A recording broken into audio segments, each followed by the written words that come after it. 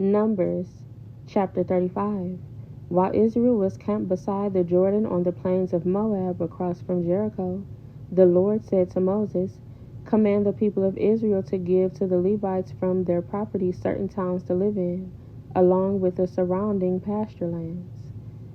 These towns will be for the Levites to live in, and the surrounding lands will provide pasture for their cattle, flocks, and other livestock.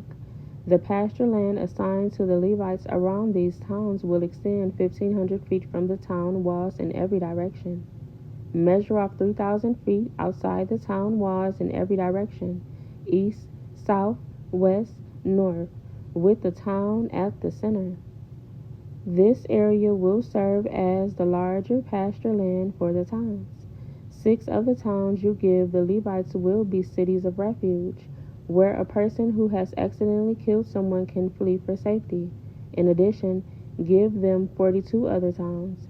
In all, 48 towns with the surrounding pasture land will be given to the Levites. These towns will come from the property of the people of Israel. The larger tribes will give more towns to the Levites, while the smaller tribes will give fewer.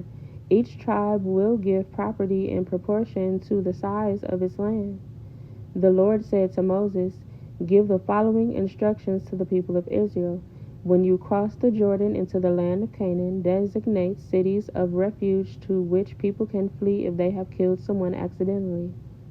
These cities will be places of protection from a dead person's relative who want to avenge the death. The slayer must not be put to death before being tried by the community. Designate 6 cities of refuge for yourselves, 3 on the east side of the Jordan River and 3 on the west in the land of Canaan. These cities are for the protection of Israelites, foreigners living among you, and traveling merchants. Anyone who accidentally kills someone may flee there for safety, but if someone strikes and kills another person with a piece of iron, it is murder, and the murderer must be executed. Or if someone with a stone in his hand strikes and kills another person, it is murder, and the murderer must be put to death. Or if someone strikes and kills another person with a wooden object, it is murder, and the murderer must be put to death. The victim's nearest relative is responsible for putting the murderer to death. When they meet, the avenger must put the murderer to death.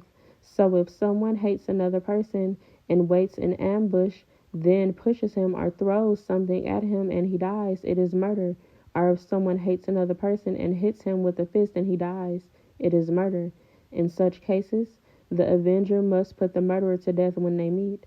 But suppose someone pushes another person without having shown previous hostility, or throws something that unintentionally hits another person, or accidentally drops a huge stone on someone, though they were not enemies, and the person dies. If this should happen, the community must follow these regulations in making a judgment between the slayer and the avenger, the victim's nearest relative. The community must protect the slayer from the avenger and must escort the slayer back to live in the city of refuge to which he fled. There, he must remain until the death of the high priest, who was anointed with the sacred oil. But if the slayer ever leaves the limits of the city of refuge, and the avenger finds him outside the city and kills him, it will not be considered murder. The slayer should have stayed inside the city of refuge until the death of the high priest. But after the death of the high priest, the slayer may return to his own property. These are legal requirements for you to observe from generation to generation wherever you may live. All murderers must be put to death, but only if evidence is presented by more than one witness. No one may be put to death on the testimony of only one witness. Also, you must never accept a ransom payment for the life of someone judged guilty of murder and subject to execution. Murderers must always be put to death, and never accept a ransom payment from someone who has fled to a city of refuge, allowing a slayer to return to his property before the death of the high priest.